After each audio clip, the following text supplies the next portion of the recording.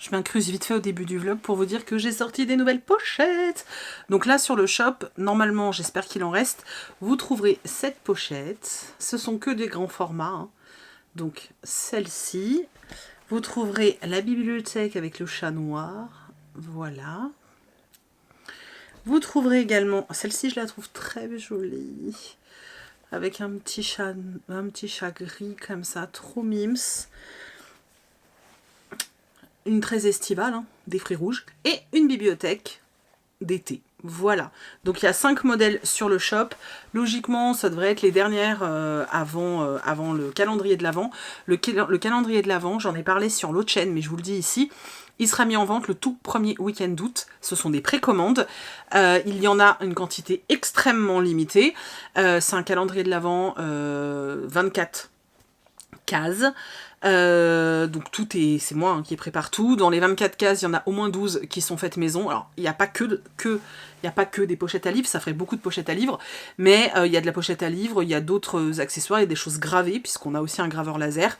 Donc voilà, il y a pas mal de choses comme ça qui sont prévues. Donc il y a pas, voilà, n'hésitez vraiment pas si ça vous tente. Et il y a 12 articles, soit que j'ai pris chez d'autres fabricants, donc d'autres artisans, ou dans d'autres commerces, par exemple, tous les ans, je mets du thé, et j'essaye de vous mettre le thé que je préfère, que je prends chez des petits artisans. Voilà. Donc, juste pour vous prévenir, là, je vous mets les 5 modèles. Je vais essayer de faire des coussins de lecture cet été. Je vous dis pas quand parce que je sais pas, mais durant l'été, je vais essayer d'en faire quelques-uns. Et sinon, tout premier week-end d'août, comme tous les ans, il y a la vente du calendrier de l'Avent. Voilà. Mais sinon, vous avez ces petites pochettes-là. Elles sont prêtes. Donc, moi, j'emballe lundi. Tout ce qui est déjà commandé, je l'emballe lundi et je le poste mardi. Donc, ça arrive la semaine prochaine. Hein. Voilà. Puisqu'après, ça va être compliqué pour les vacances. Mais voilà. Voilà. Allez, je vous laisse avec le vlog.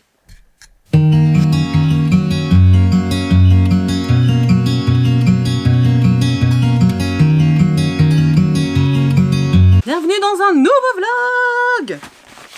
J'ai reçu une lettre, un colis, un livre quoi, voilà. Comme à mon avis il n'y aura pas beaucoup, enfin quoi que je dis ça, mais dans ce vlog là normalement je vous emmène en librairie. Voilà, mais j'ai reçu ça, donc je me suis dit qu'on allait ouvrir ça ensemble. Alors, ça vient de chez Albin Michemich. Je sais pas ce que c'est. Ah d'accord. Alors, c'est le nouveau roman... Attendez, parce qu'il y a plein de bazar. J'y arrive pas. Voilà. C'est le nouveau roman de Anne Berest, donc qui s'appelle Finistère. C'est pas du tout parce que ça parle de Bretagne que je l'ai pris. Finistère, c'est fin de la terre, tu vois. J'avais très envie de lire ce roman, ça me donnait très envie. Oh, il y a plein de... Oh, mais il est dédicacé. C'est rare qu'Albin Michemich fasse ça. Donc, il est dédicacé. Qu'est-ce qu'elle a écrit pour Stéphanie ? Vis le nouveau voyage. Merci de... Je sais pas. Voilà. Donc, c'est le nouveau roman de l'autrice. Et dedans, on a... Attendez, je vais le faire tomber, je le sens. Dedans, on a plein de cartes. Alors, on a... Attendez. On a une photo de l'autrice. Avec une petite histoire pour dire qui c'est. On a Saint-Paul de Léon. On a La beauté est dans la rue. On a encore une carte de Pont-Aven, c'est bien ce que je me disais aussi. Voilà. Une machine à écrire, ça j'aime bien. Attendez, ça se casse la binette. Une lettre. Les choses étaient ainsi. Tout le monde à Saint-Paul-de-Léon se fit à l'idée que la femme d'Eugène, c'était la coopérative La Bretonne et qu'il finirait vieux garçon. Et ça. Voilà, donc des petites cartes, le livre, dédicacé, attention. Voilà, bah écoutez, merci beaucoup, voilà. Merci beaucoup à Albin Michemich pour cet envoi, je suis joie, voilà. Voilà, c'est tout. J'ai rien d'autre à vous dire pour le moment. Au moins j'ai rouvert le vlog, c'est déjà pas mal, voilà. Allez, à plus. J'ai commencé ce roman Rien n'est parfait de Alex Amber de chez Scrinéo Romance, enfin chez Scrinéo dans leur collection Romance. J'en suis presque à la moitié et C'est super bizarre comme sensation parce qu'en fait, factuellement, vraiment juste factuellement, c'est un bon livre. C'est-à-dire que on a vraiment, c'est très engagé, c'est très très engagé, vraiment, sur plein de sujets, d'adolescence, d'orientation sexuelle, ça parle de grossophobie, ça parle de plein de choses. C'est méga engagé, vraiment, mais vraiment. Mais je ressens rien. Voilà, je ressens rien. Je suis pas attachée au personnage. Je suis pas attachée à l'histoire. J'ai pas je ressens rien en fait. Je ressens rien. Voilà, ça m'embête vraiment. Alors, je m'étais dit au début. Alors, au début, j'ai pensé que c'était peut-être lié au fait que les protagonistes sont au lycée et que bah peut-être qu'aujourd'hui, j'ai plus cette affinité avec des romans comme ça, avec des lycéens. Mais en fait, non. Je pense pas que ce soit ça, parce que d'habitude, ça me pose pas grand problème. Et là, vraiment, je ressens rien, en fait. Ça m'emmerde de pas ressentir plus de trucs. C'est chiant. C'est vraiment chiant. Donc, on suit Victoria et Lina. Ce sont deux adolescentes qui sont au lycée. Et en fait, elles sont toutes les deux, c'est écrit derrière, ils appellent ça out. Donc, en gros, Vic, parce que tout le monde l'appelle Vic, a fait son coming out il y a déjà quelques temps. Et elle voilà, elle a ouvertement dit qu'elle était lesbienne. Et Lina, elle est aromantique. D'ailleurs, j'aime beaucoup le fait qu'il y ait un personnage aromantique, c'est très intéressant. Bref, donc toutes les deux, elles se sont rencontrées dans une association à Créteil. D'ailleurs, je trouve ça très drôle que ça se passe à Créteil, parce que j'ai grandi à Créteil. J'ai passé 20 ans de ma vie à Créteil, et du coup, ça me perturbe qu'il y ait un roman dans ma ville. Enfin, je sais pas, c'est trop bizarre. Bon, bref, ça c'était le truc qui sert à rien, mais j'avais envie de le dire. Donc voilà, elles sont au lycée, etc. C'est leur dernière année, donc c'est la terminale. Et elles vont se présenter pour être déléguées... elles vont se présenter aux élections du conseil de vie des lycéennes. En fait, elles le font parce qu'elles ont une idée en tête, elles veulent créer quelque chose autour de, voilà, créer un festival des fiertés, enfin, faire quelque chose autour de la cause LGBTQIA+. Donc c'est vraiment le but. Le truc, c'est qu'elles ont des personnalités assez renfermées et qu'au lycée, c'est pas non plus les personnes les plus populaires ni rien. Et elles savent pas trop comment s'y prendre. Sauf que comme c'est la dernière année, c'est la seule chance qu'elles ont de le faire. Donc elles décident de s'inscrire et à côté de ça, tu as d'autres élèves qui sont inscrits aux élections, sachant qu'il y a 5 personnes qui vont être élues. Et il y a notamment une jeune fille qui s'appelle Jade. Vic appelle Jade Miss Parfaite parce qu'elle est belle, elle est intelligente, elle réussit en tout, elle est tout le temps élue. Bref, elle l'appelle Miss Parfaite et surtout elle a beaucoup de préjugés sur elle. Et là, en fait, elles vont commencer à traîner ensemble parce que Jade, de façon très gentille et très spontanée, va commencer à, finalement, à leur filer un coup de main, à leur expliquer comment faire pour devenir peut-être un peu plus populaire, mais vraiment dans le sens populaire pour pouvoir avoir des électeurs. Donc elle leur explique qu'il faut aller sur les réseaux sociaux, qu'il faut interagir avec les gens. Elle leur explique comment faire leur programme, notamment le fait qu'elles sont très investies sur certaines causes, le fait qu'elles veuillent que chaque lycéen se sente lui-même au sein du lycée et qu'il n'ait pas à jouer la comédie. Et en fait, elles sont très investies là-dedans, mais Jade va leur expliquer que oui, mais c'est bien d'être engagée, mais qu'aussi, il faut qu'elle propose un programme qui soit adapté aux personnes, qui correspondent aux besoins et aux envies des gens, et pas seulement un programme qui leur plaît à elles. Vous voyez la nuance, bon bref. Donc elles sont en train de devenir amies, donc je sens quand même le rapprochement entre Vic et Jade, c'est une romance, hein. Donc je pense que finalement, il va y avoir une romance entre elles, je pense, parce que pour l'instant j'en sais rien. Voilà, le pitch c'est ça, c'est très sympathique, hein, vraiment. Le truc c'est qu'en fait, donc on parle énormément de la cause LGBTQIA+, je trouve ça génial. La protagoniste, donc Victoria, est lesbienne et également grosse. En tout cas, c'est ce qu'elle dit. Moi, je trouve qu'elle est juste un peu enrobée sur la couverture. Voilà, bon, bref. Mais c'est le terme grosse qui est employé, ce que je trouve très bien, parce qu'il est temps aussi de dédramatiser ce terme. Grosse est un adjectif, c'est tout, en fait. C'est juste nous qui l'avons transformé en insulte, hein, parce que c'est pas une insulte. Quand tu dis à quelqu'un « Oh, t'es petit », c'est pas une insulte. « Oh, t'es blonde », bon, ça, des fois, c'est une insulte.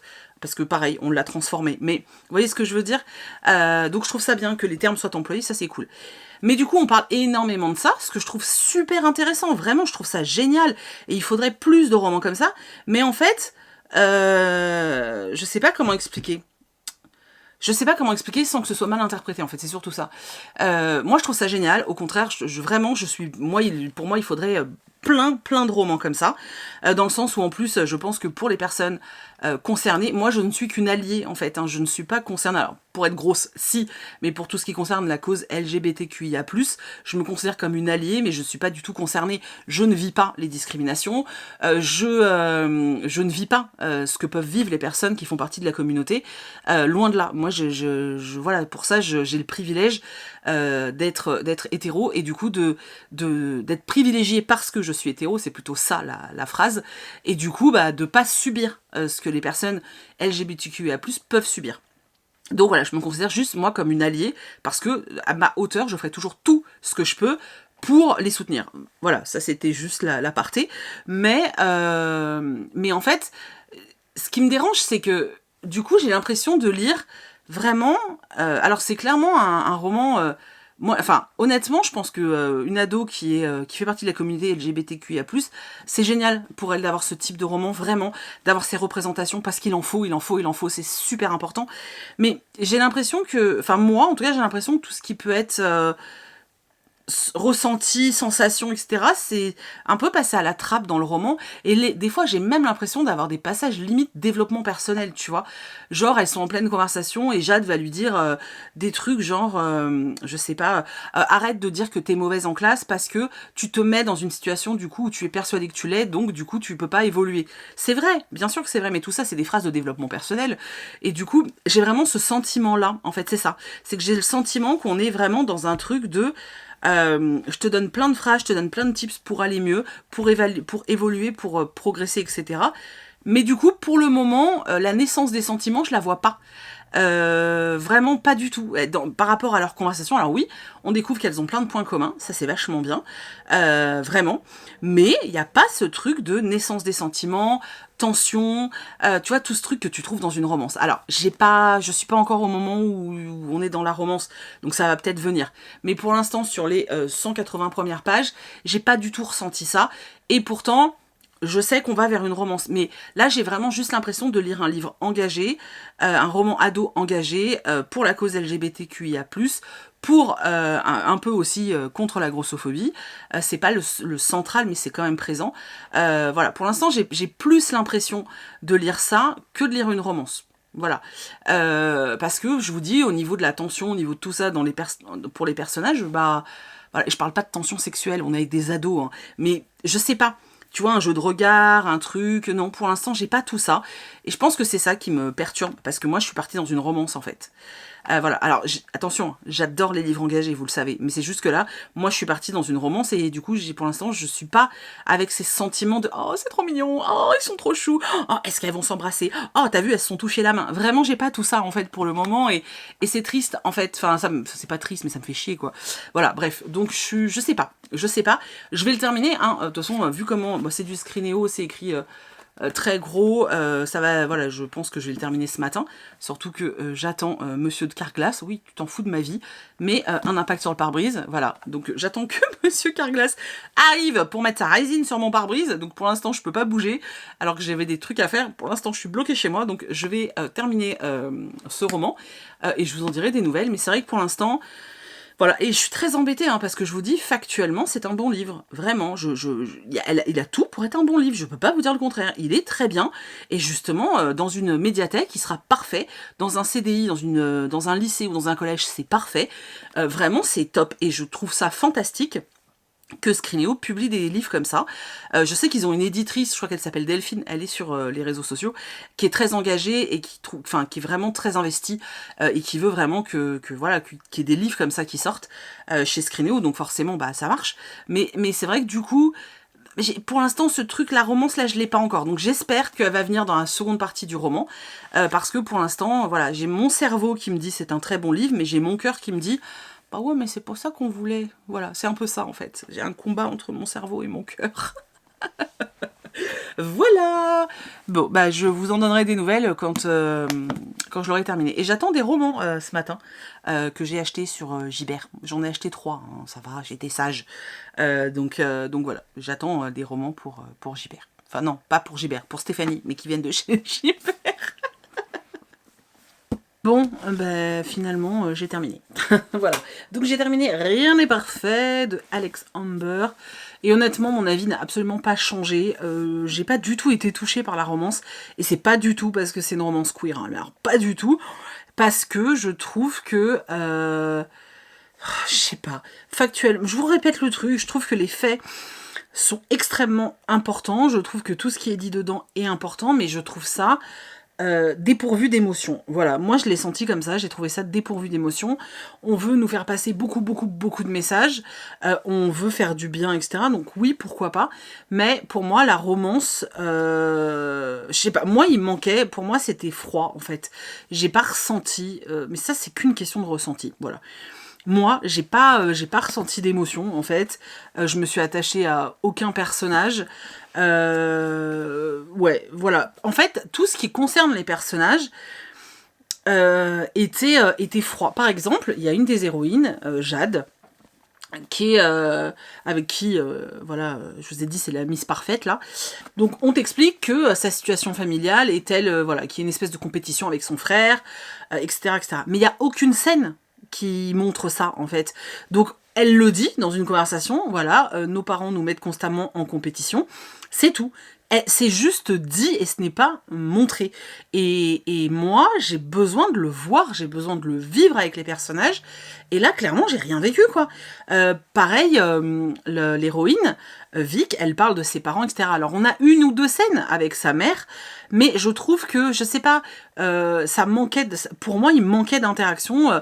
J'aurais voulu peut-être des moments plus cosy où elle discute avec sa mère, ou je sais pas, ou des flashbacks dans le passé où on voit un peu plus ses parents, où il y a des échanges avec elle. Plein de trucs comme ça. En fait, tout ce qui pourrait générer du sentiment, à mon sens, hein, du sentiment, etc., bah en fait, tout ce qui aurait pu générer ça, bah, c'est dit et pas montré. Voilà. Et pourtant, moi je retiens ce truc que j'entends souvent, c'est show, don't tell. Et quand tu écris un livre, c'est un des premiers conseils qu'on m'ait donné quand j'ai commencé à vouloir écrire. On m'a dit show, don't tell. Et là, on me tell beaucoup de choses en fait. Je sais pas, je sais pas. Après, je suis peut-être pas la cible parce que là, c'était vraiment, j'ai trouvé ça très très jeunesse. Donc peut-être aussi que pour le coup, je suis passée à côté parce que j'étais pas la cible. En tout cas, moi, on me l'avait vendu entre guillemets comme une romance ultra choupie, trop mignonne et tout, et c'est pas ça que j'ai eu en fait.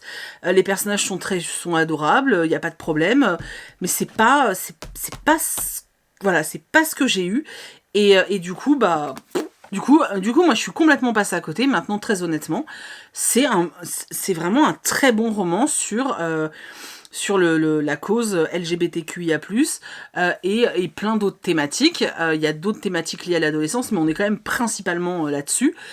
Toutes les autres sont très secondaires, mais secondaires au point que c'est loin, en fait.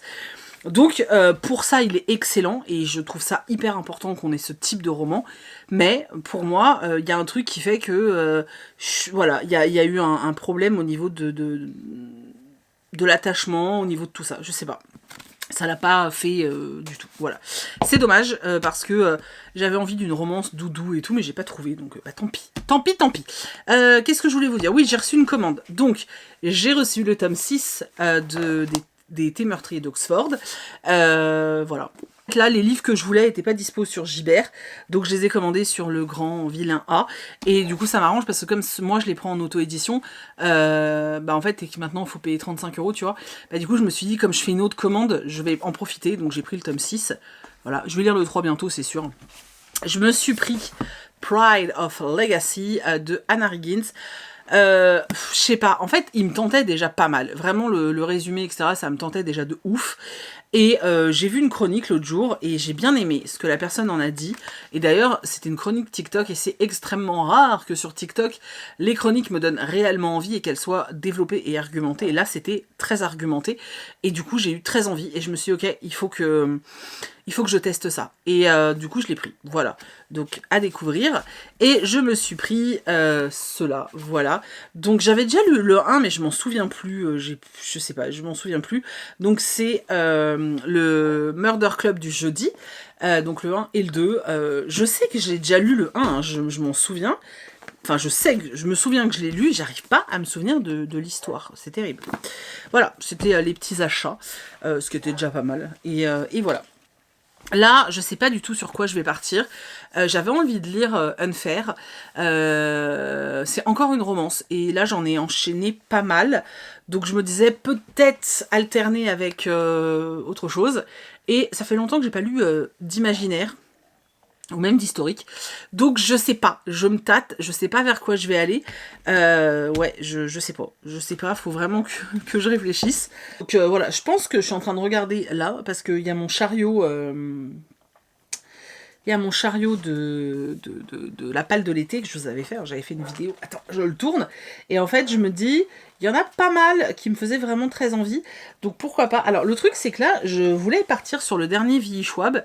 Mais je suis pas là samedi. Dimanche, je risque de pas avoir le temps. Demain, j'ai plein de trucs à faire. Donc partir sur un énorme livre qui fait 800 pages. Voilà. Parce que moi, j'ai beaucoup de mal... c'est ma façon à moi de lire, hein, mais je n'aime pas traîner un livre sur plein de jours.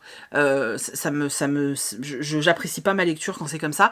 Alors, exception, par exemple, je sais pas, les aventures, enfin, exception des grosses sagas de fantasy, par exemple les Robin Hobb, ou même les Brandon Sanderson, là c'est évident que je les fais traîner sur plusieurs jours.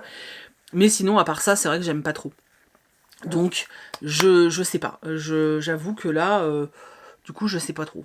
Mais j'aimerais bien quand même partir dans de l'imaginaire, ce serait cool. Bref, je réfléchis et vous verrez ça dans le prochain passage. Alors je suis à la librairie à Angers. Je suis en dépression. Bon, en vrai, on s'est retrouvés bloqués à cause du Tour de France. On est arrivé dans une ville et on n'a plus jamais pu en ressortir. C'est nul le Tour de France. On a mis 2h30 pour faire tout le tour de cette ville. Et on n'a jamais trouvé la sortie, enfin pas la sortie vers Angers. Donc on n'est jamais arrivé à Angers. Regarde comme elle est triste. Elle est très triste. Donc, on est allé à Cultura. Voilà, ça compensera pas, mais bon. Non, exactement. On va quand même... Déjà, on va aller voir de la romance, puisqu'on est censé aller dans une librairie de romance. Avec du smut. Non, sans smut. Non, avec des garçons gentils. Avec des garçons gentils, elle a tout retenu. Attendez, il faut que je tourne la caméra. Pas du tout. Hein. Alors, qu'est-ce qu'on a? De la romance. Elle y était, là? Ouais, je crois, ça me dit quelque chose. Bah voilà, ouais. Ça me dit... Je suis pas sûre, hein. Mais je crois. Mais ça me dit quelque chose. Il y a vraiment quand même... Enfin, les couves, je trouve qu'elles sont toutes un peu... Ça fait peur. Ça se ressemble, hein. Voilà, avec l'araignée orange. Je crois que c'est une romance avec Spider-Man. C'est la romance avec Spider-Man. Bad Boy. Ou Spider-Cochon, on sait pas. Non. Ouais, mais c'est un tome 2. Il y a un octopus. Oui, parce qu'elle, c'est Octopus. Ah, il y a un jaspe. Il faut du jaspace partout aussi. Ouais, on a ça. Bon, moi je veux de la romance du coup. Regarde, j'ai réussi là où on a été. On n'a pas été du coup. Non, on n'a pas été. Enfin, on a essayé, hein. On a tout fait, on a tout donné. Ah non, je peux dire que Stéphanie est motivée. Ah non, mais 2h30 quoi. Ça, c'est trop bien. Lisez-le. Attendez, il y en a un autre trop bien. Ça, c'est trop bien. Lisez-le. Voilà. Vous faites vous prêter.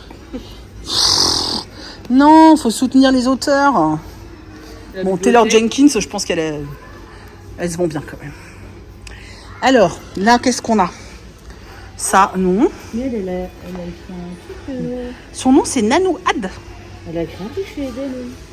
Voilà, vous avez plein de romances, C'est normal, on est dans une librairie de romances. Oh, ça va, hein. C'est pas toi qui as conduit 2h30 pour rien. Non. Je m'en double. Ah oui, alors, je tiens quand même à préciser que c'est le pire copilote de la Terre. La meuf, elle te dit pas quand est-ce qu'il faut tourner, elle te dit rien. J'ai essayé de trouver la route pour passer le Tour de France et de trouver la route où on était. Mais en même temps, pourquoi est-ce que pendant que je roulais, tu me disais pas qu'il fallait que j'aille? T'aurais dû t'arrêter. Je cherche. Mais je peux pas m'arrêter au milieu de la route. Écoute, je faisais des recherches. Non, ne cherchez pas, elle est une mauvaise copilote. Et en plus, elle a une mauvaise foi. Bon, je suis toujours à Cultura et j'ai perdu Coralie. Elle a fui devant l'adversité. Et je viens de trouver un stand Stitch. Ça, c'est pas bon du tout. Surtout que mon panier de livres, il est plein. Oh, j'avais prévu d'acheter des trucs à la librairie. Mais comme on n'y est jamais arrivé, je me suis vengée autrement. Maintenant, je suis dans tout ce qui est figurines. C'est pas bien ça non plus. C'est le mal. Des Stitch. Des Stitch. Plein de Stitch. Oh non! Des Stitch déstressants. C'est un truc de ouf. Je veux un Stitch déstressant, les gars. Trop bien. Il y a ça aussi. Des Stitch planète. Des Stitch de cirque. Des Stitch dorés. Il y a des Stitch partout. Regardez ça. Il y en a partout. Partout. Celles-là, elles sont trop belles. Oh là là, celle-là, elle est super belle. Celle-là, je l'ai achetée. Normalement, elle devrait arriver bientôt.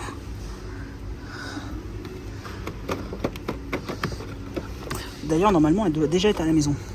Oh, c'est le Stitch de Pâques. Trop mimes. Autre faiblesse, la papeterie mignonne.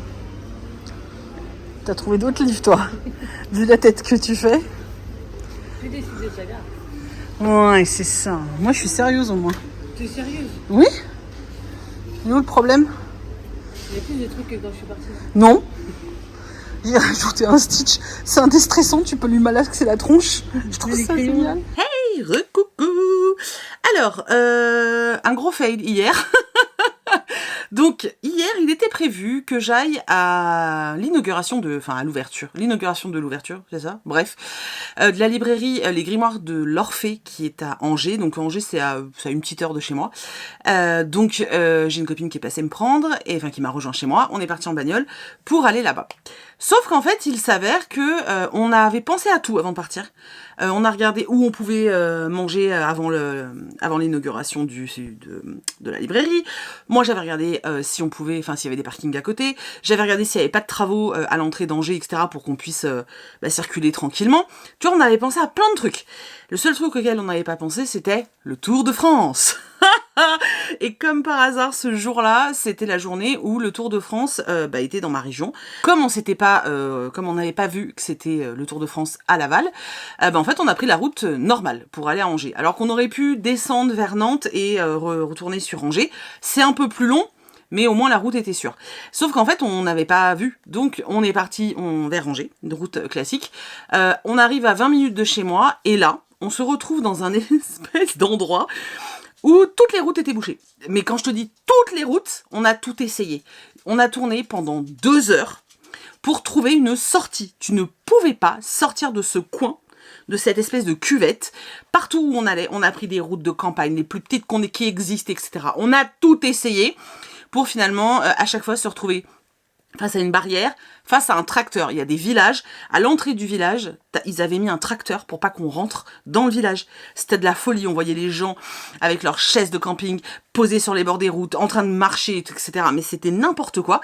Et la seule route, en fin de compte, qui était libre, et ça, on l'a compris au bout de 2 heures, puisqu'on a tout essayé, mais on a tout essayé. Et ben, la seule route libre, c'était celle qui retournait vers chez moi. Et du coup, ça faisait 2 heures qu'on tournait, et il aurait fallu qu'on mette encore 1h30, 2 heures pour aller à Angers. Donc il était beaucoup trop tard. On serait pas arrivé du tout à l'heure pour tout ce qui était organisé par la librairie. Donc on était dégoûtés parce qu'on s'était inscrit pour assister à une conférence, etc. Et en fait, on n'a pas pu y aller. Et donc on n'a pas pu aller à l'inauguration. Alors, on ira à la librairie, peut-être cet été d'ailleurs. On se fera une journée à Angers et tout pour aller faire un tour à la librairie, mais ce sera pas... Voilà, en plus il y avait Anatrice. Je suis très triste parce que j'avais très envie de la voir. Mais tant pis, en fait, on a foiré. Enfin, on a foiré. Oui, mais c'est pas vraiment de notre faute. Mais C'était vraiment, vous imaginez pas comment c'était un truc de fou en fait. Mais vraiment, t'as l'impression d'être dans un film. Tu te dis mais c'est pas possible. J'ai fini par appeler Chris. Il a essayé de nous trouver une route. Pareil, on n'a pas trouvé. Et finalement, il nous a dit bah non, en fait, faut redescendre vers Nantes et puis après aller vers Angers. Sauf que de là où on était, pour redescendre vers Nantes, hein, pas jusqu'à Nantes, et ben en fait il y avait 1h30 et ensuite l'autre route pour Angers il y avait 3/4 d'heure. Donc c'était mort quoi. On serait arrivé à 18h à la librairie. Enfin bon bref. Du coup, grosse foirade, et on a regardé le soir, enfin Chris a regardé, et en fait, effectivement, donc il y a une carte qui montrait tous les routes bloquées, parce qu'en fait, le tour passait pas partout, mais ils ont tout bloqué, donc en gros, moi, on était là, avec ma copine, et toutes les routes comme ça, autour de nous, toutes les routes, toutes celles qui allaient dans la direction d'Angers, mais vraiment toutes, étaient fermées. Et au-dessus, c'est chez moi. Donc en fait, tout était fermé, et il le marquait bien, qu'il bloquait toutes les routes dès 8h du matin, sans aucune déviation prévue. Donc en gros, ils ont tout fermé et ils ont donné aucune possibilité aux gens de pouvoir sortir de cette cuvette, à part aller tout en haut comme ça. Enfin bref, c'était la catastrophe. Ça nous a grave saoulés. Voilà, bref, c'était horrible. Du coup, on n'est pas allé à la librairie, mais du coup, pour compenser et pour soigner notre tristesse, nous sommes allés à Cultura. Et autant vous dire qu'à Cultura, j'ai pété un câble. Voilà. Mais pour l'instant, je vais vous parler de ma dernière lecture. Oui, je sais, je vous raconte toute une histoire et tout. Je vous fais un teasing de malade pour un book haul. Et d'abord, je vous parle d'un livre. Et ouais, bah c'est comme ça. Donc, je vous parle de ma lecture, ensuite je vous montre l'énorme craquage. Mais il est vraiment énorme le craquage. Donc, ma dernière lecture. Hop! Ça faisait longtemps que j'avais envie de le lire, donc j'ai lu L'Arène d'Orlan Grey, donc L'Empire des monstres tome 1 chez Addictésie. J'ai pas aimé. Voilà, donc j'achèterai pas la suite parce que voilà. Alors attention, c'est le genre de livre où c'est compliqué pour moi parce que là pour le coup c'est vraiment juste mes goûts personnels. J'ai rien de spécial à reprocher à ce livre, dans le sens où je peux pas, voilà, je vais pas dire que c'est mal écrit, je vais pas dire que c'est, voilà, non, du tout, parce que c'est pas vrai. Mais, moi, en tout cas, j'ai pas accroché à l'histoire, et du coup, la fin, j'en avais marre, en fait, vraiment, j'en avais marre. Alors, on suit une jeune fille qui s'appelle Ria, qui était princesse d'un royaume qui s'appelait Osca, qui a été, il y a 12 ans, en fait, il y a eu une rébellion, et toute sa famille a été tuée. Elle a été sauvée par un garde qui l'a emmenée, en fait, pour la protéger. Elle avait une dizaine d'années à l'époque. Et pendant les 12 années après, elle a vécu à Noski, un truc comme ça, je sais plus. Elle a grandi là, donc d'abord dans un orphelinat où elle a rencontré un groupe d'autres jeunes enfants qui étaient un peu dans la même situation qu'elle. Et ensuite, ils sont allés dans un des quartiers les plus pauvres du coin et ils ont essayé de survivre comme ils pouvaient. Pour justement les aider tous à survivre, Ria, elle volait et elle faisait des missions pour des riches en fait, ce qui lui permettait d'obtenir de l'argent et de la bouffe, etc. pour nourrir tous ceux qui vivaient avec elle dans ce quartier-là, enfin dans cette maison en tout cas.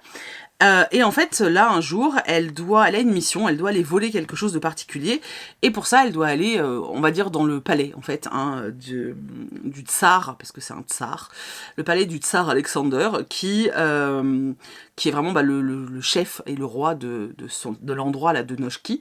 Je sais plus si c'est Noshki, Noshi, ou un truc comme ça, bon bref, on s'en fiche. Enfin, on s'en fiche pas, mais vous comprenez quoi. Donc elle doit aller voler quelque chose chez lui. Donc il faut qu'elle arrive à entrer là-bas, voler le truc et revenir sans être grillée ni rien, sachant que le tsar a une réputation assez particulière. On dit qu'il est extrêmement dangereux, qu'il faut pas le regarder dans les yeux parce qu'il tue d'un regard, enfin des trucs de fou quoi. Donc elle se dit que si elle arrive à faire cette mission-là, elle les mettra tous à l'abri pendant un long moment. Sachant que parallèlement à ça, tous ceux avec qui elle vit et puis d'autres personnes veulent absolument reprendre le pouvoir à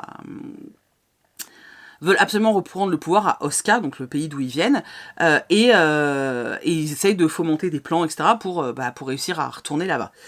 Donc, ses potes essayent de retourner là-bas, elle essaye de trouver une solution pour les faire survivre, enfin bref, il y a tout ça. Le problème, c'est qu'elle va faire son cambriolage, mais tout va pas se passer comme prévu, et elle va se retrouver prise, en fait, par le tsar, etc. Et elle va se retrouver, entre guillemets, dans une situation vraiment très très difficile. En gros, le gars lui dit, ok, écoute, voilà, c'est la peine de mort. Elle dit, non, je vous demande à à la place à être esclave ou un truc comme ça, c'est un truc que tu peux faire. Donc il lui dit, ah bah tu veux être mon esclave, ok, tu seras mon esclave.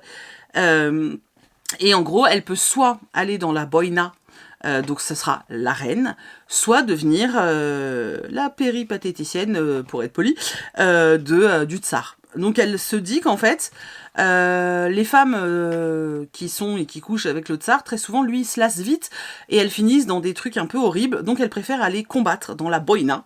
Donc elle va essayer de combattre et de survivre pour essayer de racheter sa liberté.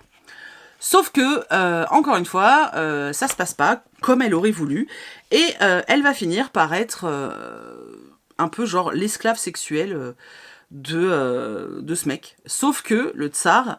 alors, il y a deux choses que j'ai oublié de préciser, c'est que Ria, elle est donc la princesse. Et en fait, les femmes de sa famille sont des espèces de sorcières, et Ria fait partie de... Et Ria est aussi un peu une sorcière, dans le sens où elle peut fabriquer des potions, et d'ailleurs elle s'en sert assez souvent, elle, pour l'aider. Donc elle peut faire des potions, et puis... elle arrive à sentir la magie. Elle renifle, elle sent la magie, elle sent différentes choses. Donc ça, c'est sa particularité. Le tsar a cramé qu'elle était capable de faire ça. Donc au début, il lui dit, bah, si tu mets ta sorcellerie, en gros, à mon service, peut-être qu'on peut trouver un deal. Donc il lui propose plein de choses. Donc d'abord la reine. Finalement, la reine, ça va pas se terminer comme ça. Il va lui dire, c'est bon... de toute façon, la reine, on laisse tomber maintenant pour toi. Donc soit je couche avec toi, parce qu'il est vraiment intrigué par cette jeune femme, et il lui dit que pour être libre, elle doit coucher 20 fois avec lui. 20 fois, voilà. Elle a pas envie, elle veut pas. Mais en même temps, elle veut pas dire qu'elle est une sorcière. Bref. Finalement, elle se rend compte que si elle veut être libérée, elle a pas trop le choix. Voilà, moi ce que j'ai eu peur, c'est qu'il y ait des scènes de smut forcées, etc. En fait, pas du tout, parce que lui, il lui dit clairement, le tsar lui dit clairement qu'il n'apprendra pas de force, que ça ne l'intéresse pas, que lui, ce qu'il veut, c'est qu'elle l'ait en vie. Voilà. Que lui, le reste, ça l'intéresse pas du tout, et qu'il veut pas, voilà, c'est pas son délire, quoi. Et surtout, la particularité, c'est que le tsar, soi-disant, aurait une malédiction et, depuis toujours, ne ressent absolument rien, sauf quand il fait tchic tchic bang. Voilà. Mais sinon, il a jamais peur, il est jamais en colère, voilà. Il ressent rien. Et il va demander, du coup, à Ria de créer une potion pour l'aider à ressentir quelque chose, vu qu'elle ne veut pas coucher avec lui, en tout cas pour le moment, lui, il est convaincu qu'elle finira par accepter. Pour l'instant, il lui demande une potion. Voilà. Voilà, j'ai fait un très gros résumé. Honnêtement, alors moi, j'ai déjà le world building m'a gêné parce que alors on sait qu'il y a eu le royaume d'Osca qui a été pris, mais en vrai, alors peut-être ça viendra dans le tome 2, j'en sais rien, mais en vrai, moi ça m'a vachement manqué, on sait pas tout ce qui se passe autour, il me manquait trop d'informations sur l'univers, mais c'est parce que moi j'aime ça, et j'avais envie d'en savoir plein sur l'univers, et j'avais pas d'infos, et ça m'a gêné. Et puis on est vraiment beaucoup sur cette relation entre Alexander, donc le tsar, et Ria. En plus, Addictésie, c'est de la romantaisie, donc moi je me suis dit, attends, ils vont finir amoureux, mais c'est pas possible. Je déteste ces trucs où le mec kidnappe la meuf et finalement ils finissent amoureux. J'aime pas ça, je vous jure, j'aime pas ça. C'est vraiment... ouais, j'aime pas ça. Donc ça m'a un peu... voilà, même si lui, finalement, bah voilà, il n'y a pas de viol, il n'y a pas de choses forcées. Après, elle est quand même prisonnière, elle a pas le droit de partir, quoi. Et puis en vrai, bah, je me suis ennuyée, quoi. Moi, ouais, ça m'intéressait pas, en fait. Voir la relation entre le tsar Alexander et elle, bah, ça me passionnait pas. Il y a d'autres petits trucs, parce qu'elle veut quand même se libérer pour aller aider ses amis qui ont été kidnappés. Voilà, il y a des flashbacks dans le passé où on se rend compte qu'en fait, sa vie, quand elle était princesse, c'était pas forcément une vie toute rose, et qu'elle avait un frère hyper bizarre. Mais moi, voilà, c'est pas un mauvais livre, c'est une histoire qui peut plaire, j'en suis convaincue, mais moi, c'était pas pour moi, c'est tout en fait, c'était juste pas pour moi, je me suis pas éclatée, je trouvais ça, ça m'intéressait pas en fait, voilà. Ça m'intéressait pas, je me suis pas du tout attachée à Ria, elle m'a plus agacée qu'autre chose. Alexander, en fait, il fait que de parler de fesses et de cul de façon très graveleuse et ça me plaisait pas non plus. Et puis il y a toujours cette tension entre eux enfin cette tension, ce truc, tu vois, cette espèce de truc autour d'eux, lui il est en mode non mais tu voudras coucher avec moi, mais il y a des romances comme ça, mais là je sais pas, non, c'était juste pas pour moi, c'est un roman qui était juste pas pour moi. Voilà, maintenant, si vraiment le pitch vous tente et tout, pourquoi pas quoi. Après, dites-vous bien que, en tout cas dans ce tome 1, moi j'ai pas trouvé, enfin j'aurais aimé qu'il y ait peut-être un peu plus de tension politique, parce que finalement, le tsar est le chef du royaume ennemi de Ria, elle est la princesse, cachée, mais c'est quand même la princesse, je m'attendais à ce qu'il se passe des trucs un peu plus, et en fait, pas assez à mon sens en fait, et c'est ça qui m'a manqué. Donc voilà, c'est pas du tout, ouais, voilà, c'est... Voilà, vraiment, là, j'en suis à 2 dans ce vlog, hein, voilà, et pour l'instant, les 2, c'est... J'ai pas... Ouais, je sais pas. Je suis pas emballée du tout. Ouais, je suis pas emballée du tout. Ils ont pas suscité un truc chez moi, en fait, voilà. Et pourtant, honnêtement, ce ne sont pas de mauvais livres. Vraiment, ce ne sont pas de mauvais livres. Ils sont bien écrits, voilà, ils ont ce qu'il faut, hein, mais ça n'a pas marché avec moi. Voilà, ça arrive. C'est pas grave, c'est pas grave. Ils iront chez quelqu'un d'autre, mais ouais, c'était pas pour moi. Voilà, donc j'espère que la prochaine lecture sera cool, parce que ça fait 2 pas ouf, et ça commence à me saouler. Voilà, donc, sinon, pour continuer, sur de meilleures notes, j'espère, je suis allée chez Cultura, mon tote bag est plein. Mon tote bag est plein, voilà. Alors, déjà, en rentrant, j'avais précommandé un bouquin et je l'ai reçu samedi en fait, du coup je l'ai eu quand je suis rentrée de Cultura, donc c'est celui-ci. J'adore la couverture avec le dragon là, j'adore la couverture. Donc c'est Dragon et Sentiments de Stephanie Burgess. J'ai trop envie de le lire. Derrière ils mettent c'est une vérité prête. Alors, il y a écrit, la petite phrase d'accroche, c'est une vérité presque incontestable que la vie sociale d'une jeune femme sans dragon est condamnée à l'échec. Et derrière, ils mettent une comédie romantique. Alors, ils mettent aussi une comédie romantique, Régence, regorgeant de dragons domestiques et de mésaventures magiques. J'ai trop hâte de lire. Je vous jure, j'ai trop hâte de lire. La couve, elle est incroyable. Elle est incroyable, incroyable. Mais c'est pas la couverture qui m'a fait acheter le livre. C'est clairement l'histoire, avec des dragons et une histoire de sous la Régence, etc. J'avais trop envie. Donc ça, c'était ma préco. Ensuite, qu'est-ce que j'ai acheté? J'ai acheté plein de choses, je vous préviens. Alors, on est parti. Il y a des bouquins partout. On va commencer par les grands formats. Alors, hop. Donc, j'ai pris d'abord celui-ci, que je vais lire bientôt d'ailleurs. Gold, Bright and Associés, le droit d'y croire. Ça a l'air vachement sympa. Et ça me fait marrer dans le jaspage, là, il y a un petit cœur violet. Il y a une enquête. Alors, c'est une histoire d'avocat, etc. Et il y a une enquête. Et il y aura une romance aussi. Et vous savez que j'aime beaucoup, moi, tout ce qui est romance suspense. Donc, on m'a parlé d'une enquête, on m'a parlé d'une romance, ça a l'air cool, voilà, donc pourquoi pas. J'ai vraiment très envie de le lire, j'espère le lire tout prochainement parce que voilà, j'ai très envie. Ensuite, j'ai pris ce roman-là, un roman historique, La maison au nouveau-né, de Adriana Allegri. Voilà, donc là on va parler du programme Lebensborn pendant la Seconde Guerre mondiale. Alors je dis roman historique, mais... c'est inspiré de faits historiques, hein. C'est pas un témoignage ni rien, donc voilà, ça reste de la fiction, quoi. Voilà, donc j'ai pris celui-ci. Alors, le Gold, Bright and... En fait, pour tout vous dire, celui-là, il était dans ma wishlist et prévu que je l'achète au mois de juillet.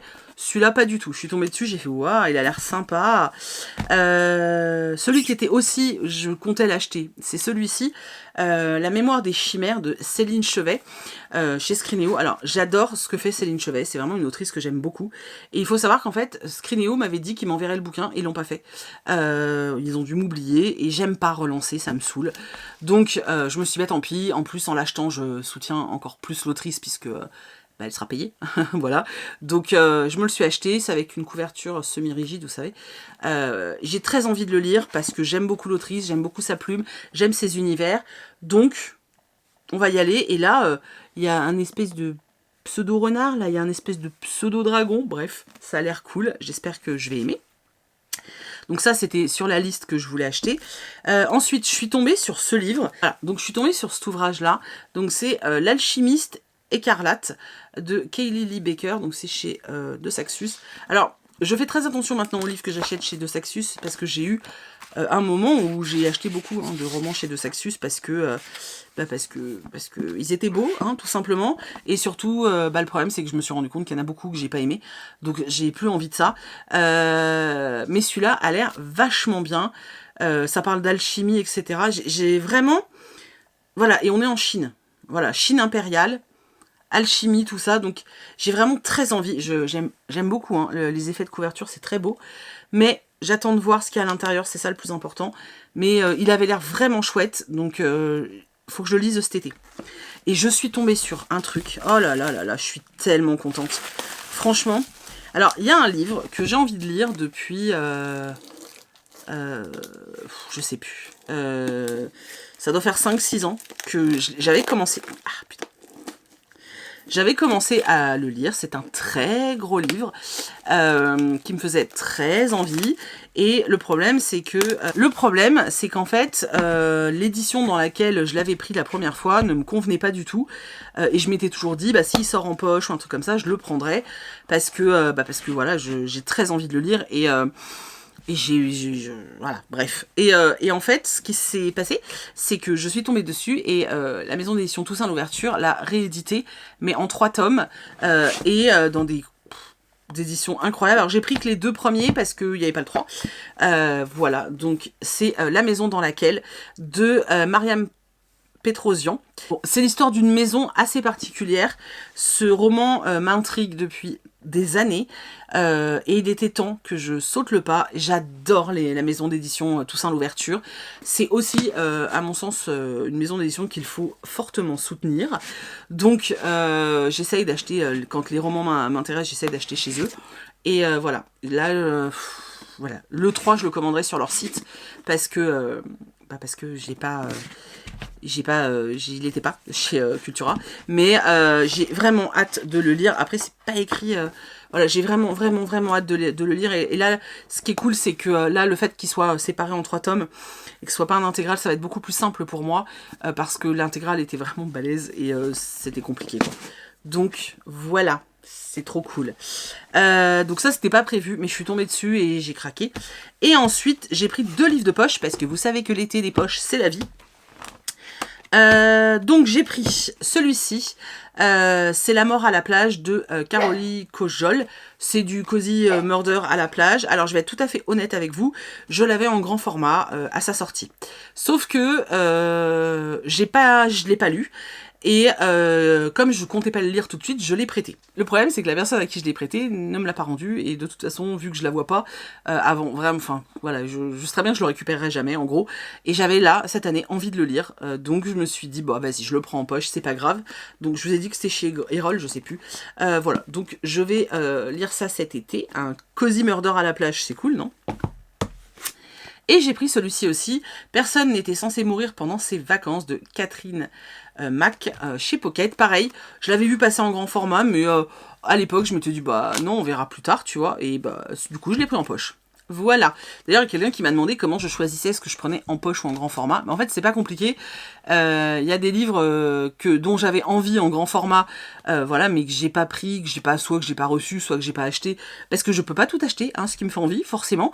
Donc, j'attends juste qu'ils sortent en poche, en fait, c'est tout. Et je prends en poche. Tout simplement.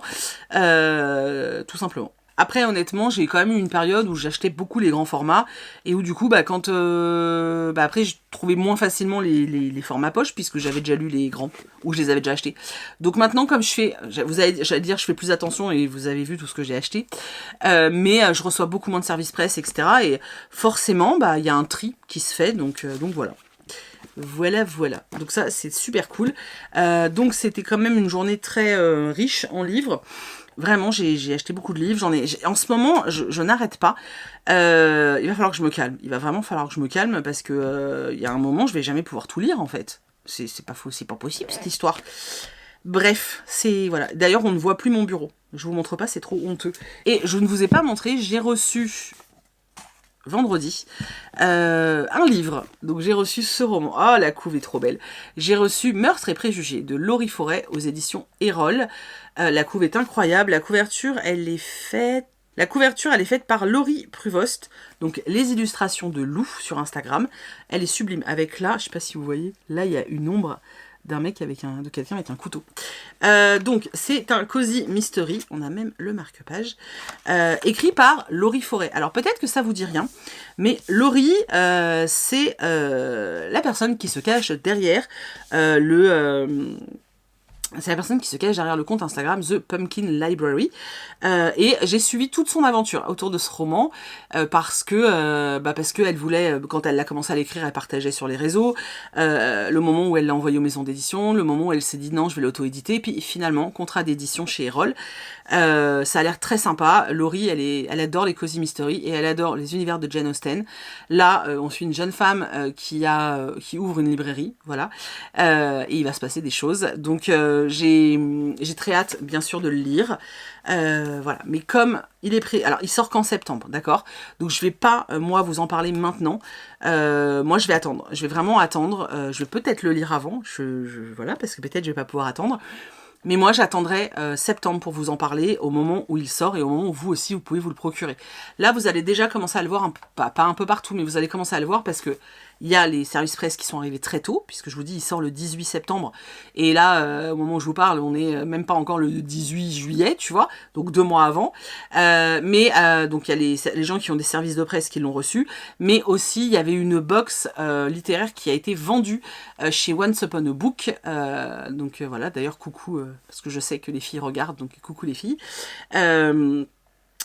Du coup, ceux qui ont acheté la box, je crois qu'il y a eu 150 livres, ont déjà reçu le bouquin. Donc, et elles ont commencé à le lire, puisque moi, je commence à avoir des avis sur les réseaux sociaux. Donc, j'essaye de me cacher les yeux et tout, mais voilà. Ah, mes ongles sont un petit peu assortis. Bon, bref. Donc voilà, je vous avais pas montré, mais il est arrivé vendredi. Je vais me le mettre de côté. Voilà, je vais me le caler comme ça derrière. Non, je vais me le mettre de côté, et puis on va lire ça. Enfin, je vous en parlerai en tout cas au mois de septembre. J'ai terminé ce roman. C'était vachement bien. The Problem with Dating de Brittany Setcheri. En fait, c'est vraiment pour moi une valeur sûre, cette autrice. À chaque fois, je passe un bon moment. Voilà. Et là, ça n'a pas manqué. Oula, c'est mieux de ce côté-là. Et là, ça n'a clairement pas manqué. C'était génial.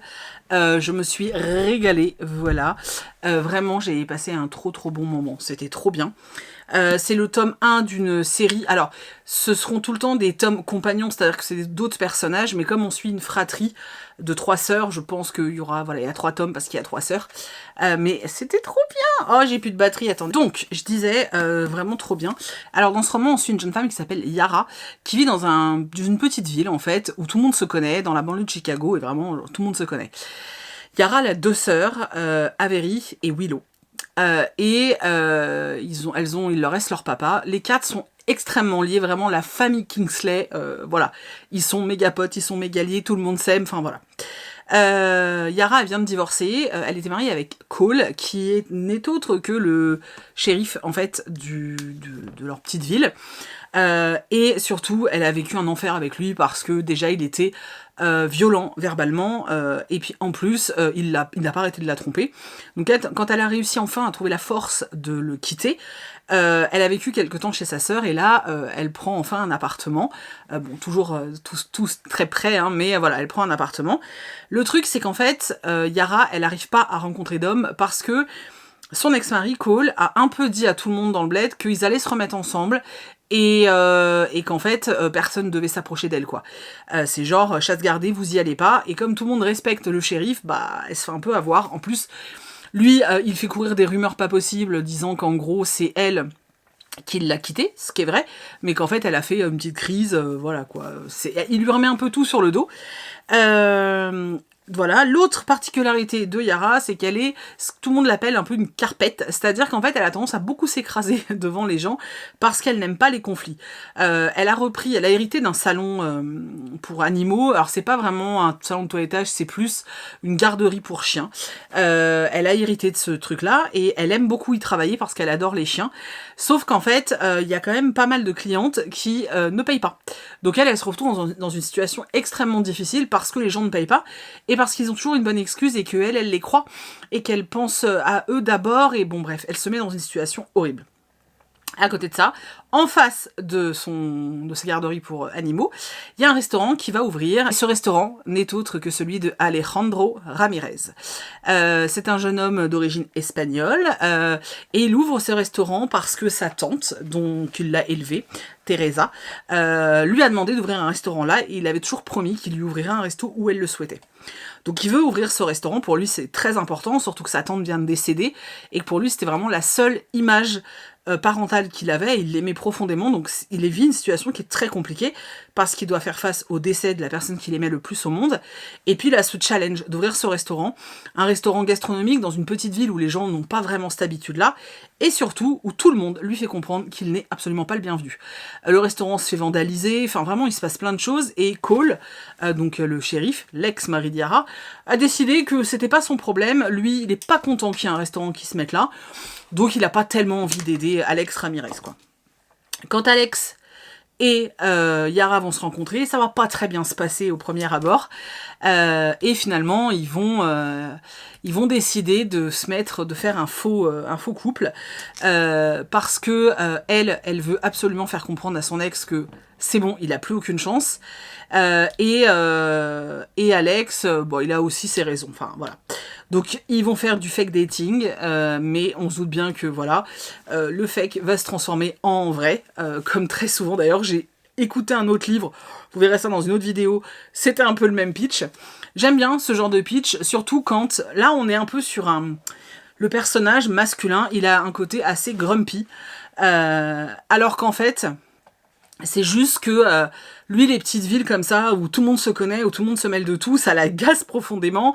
Parler de la pluie et du beau temps avec des gens qu'il ne connaît pas, ça l'intéresse pas. Savoir que le petit-fils de Bernard, il vient de se faire opérer, ça le saoule.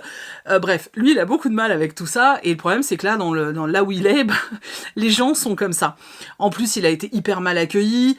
Enfin voilà, c'est un peu une catastrophe pour lui quand il arrive là. Il a beaucoup de mal à s'intégrer en fin de compte, et puis il fait face quand même à un deuil qui est hyper violent, et en plus il vient d'apprendre que son ex-fiancé et ben en fait va aller se marier, donc il y a beaucoup de choses quand même qui sont compliquées pour lui, et Yara, elle doit se dépatouiller avec cet homme, Cole, qui a décidé qu'ils étaient toujours faits l'un pour l'autre, alors que quand ils étaient ensemble, il l'a traité comme moins que rien. Aujourd'hui, en fait, il aime juste pas le fait qu'on l'ait repoussé, ça lui plaît pas. Et du coup, il a décidé de lui pourrir la vie, puisque concrètement, c'est ça. Et autant vous dire que quand il va voir Alex et Yara ensemble, ça va pas le faire du tout. Vraiment pas du tout. Et il va décider vraiment de encore plus détester cet homme. Enfin, c'est assez chaotique.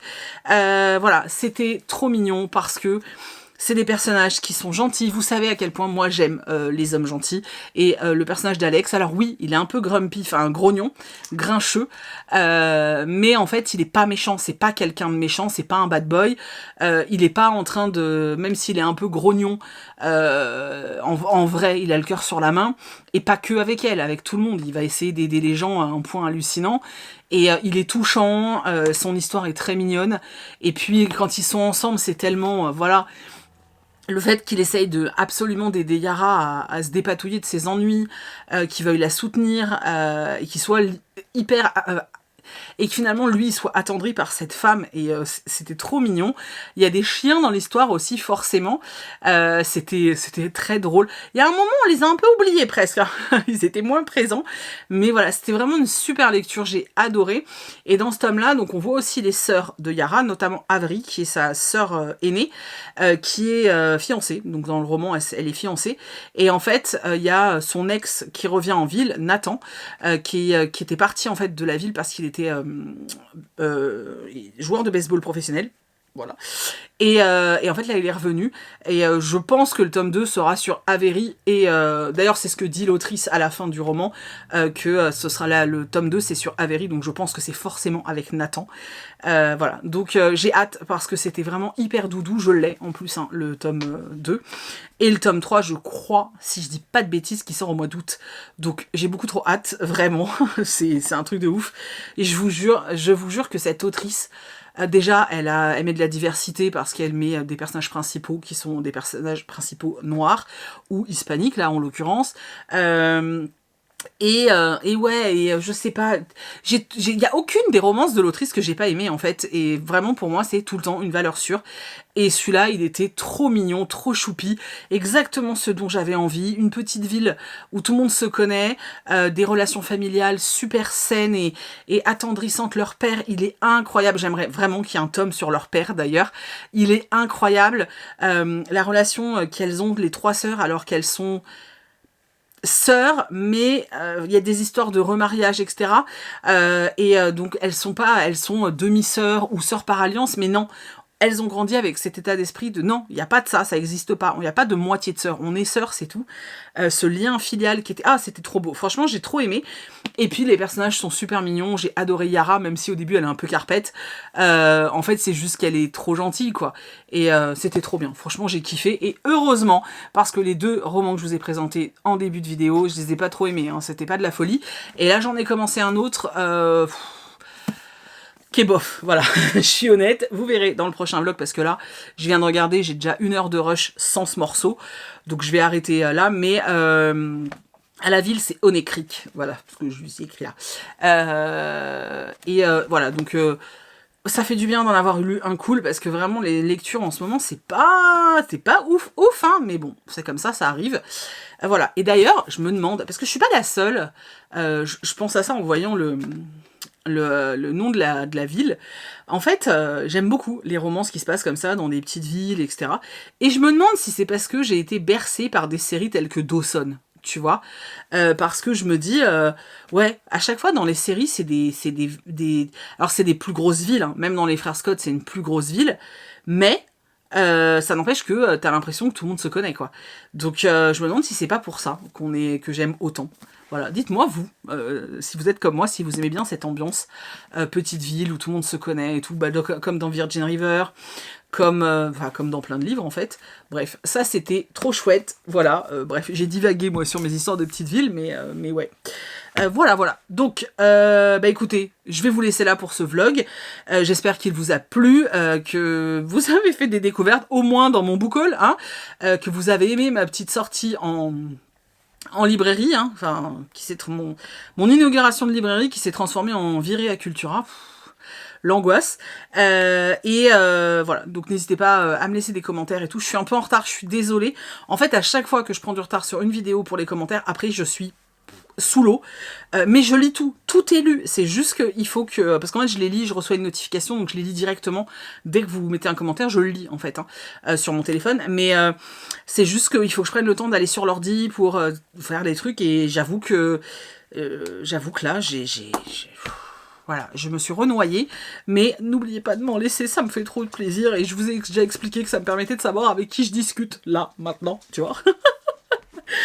Donc voilà, n'hésitez pas à me dire ça. Est-ce que vous aimez les romans de Brittany Setcheri? Si vous ne l'avez pas encore lu, vraiment allez-y. Elle fait des romances trop mignonnes. Alors, attention, il y en a certaines qui sont extrêmement dramatiques. Mais voilà. Et elle a fait beaucoup de romances à double temporalité.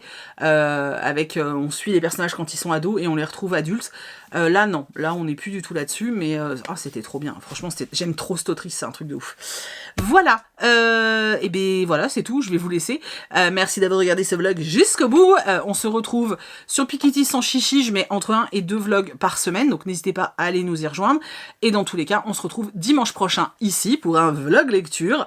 Là, normalement, il n'y a pas d'achat de prévu. Donc le vlog lecture devrait être un petit peu plus court.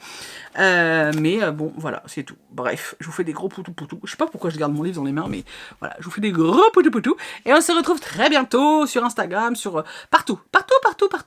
Voilà, bisous!